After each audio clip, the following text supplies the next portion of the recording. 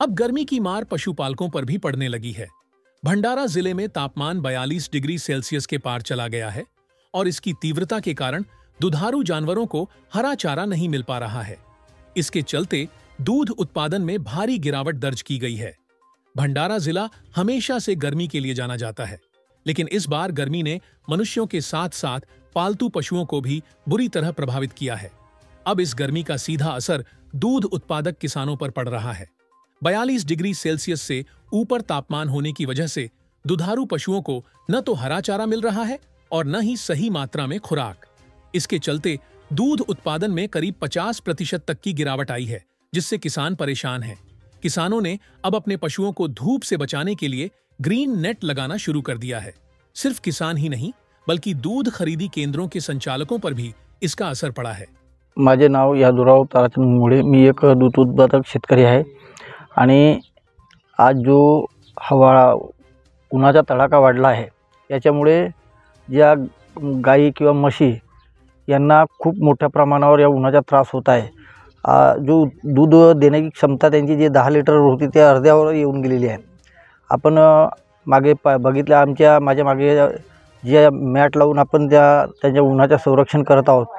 पूर्वी लोक दाराचा मांडो घालून त्या ठिकाणी त्यांचा बचाव करत होते, परंतु आता पर्यावरणपूरक म्हणा किंवा शासनाने लाकूड तोड बंदी आणल्यामुळे ह्या अशा कुठल्याच दाराच्या जो झाडांच्या फांद्या टाकून पूर्वी लोक मंडप घालायचे जनावरांसाठी, ते आता कालबाह्य झाले आहेत।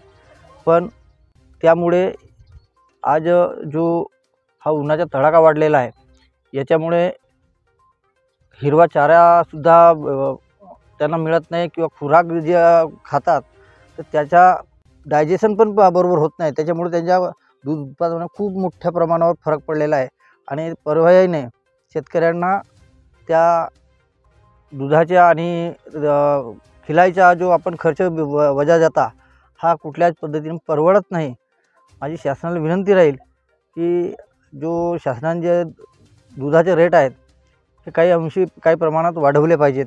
खूप नाही पर लिटर मागे 1 रुपया जरी वाढवला तरी आज जो आपली दुधाच्या उत्पन्नामध्ये घट झालेली आहे त्याचा कुठंतरी थोडाफार फायदा होऊ शकेल असं मला वाटते। गाईचं दूध आणि म्हशीचं दूध कस्टमर 10 लिटर 15 लिटर 20 लिटर दूध आणत होते। आता टेम्परेचरमुळे तो 10 लिटर 7 लिटर 6 लिटर दूध येते। याचा फटका हा वातावरणामुळे टेम्परेचरमुळे जनावरांवर पडलेला आहे। येथील शेतकरी असून शेतीला जोडधंदा म्हणून भाऊसाहेब आम्ही हे म्हशी गाई पालन करतो, पण ह्या वर्षीला दुधाळू जे जनावर आहेत त्यांच्या बॉडीवर खूप फरक पडलेला आहे, कारण की ह्या वर्षीचा टेम्परेचर हा 42-43 पर्यंत 44 पर्यंत गेलेला आहे आणि त्यानंतर जनावराचं संगोपन करायला शेतकऱ्याला खूप तारेवरची कसरत करायला लागून राहिलं, कारण की त्याच्यात हिरवा चारा अवेलेबल नाही आहे आता आणि त्याच्यानंतर मधामध्ये काही पावसाच्या सरीसुद्धा कोसळल्या नाही आणि ह्यानंतर त्या जनावरावर साईड इफेक्ट पडल्यामुळे ते जे 15, 16, 17 लिटरपर्यंत जे जनावरं दूध द्यायचे किंवा आमचं दूध संघाला दूध जायचं तो आज खूप घट झालेला आहे आणि 6-7 लिटरपर्यंत आता जनावराचं दूध निघणं चालू आहे।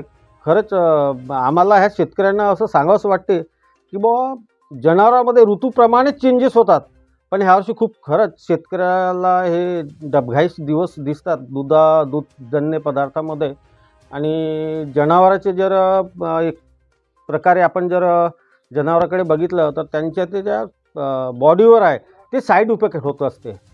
तर हा कशामुळे, तर हा टेम्परेचर आणि त्याच्यानं जनावर दूध द्यायला कमी लागतात आणि त्यांची दुधाची क्षमता कमी होते। पहले गांव के दूध केंद्रों पर बड़ी मात्रा में दूध आता था, लेकिन अब 50% कम दूध आने की वजह से खरीदी केंद्रों के सामने भी आर्थिक संकट खड़ा हो गया है।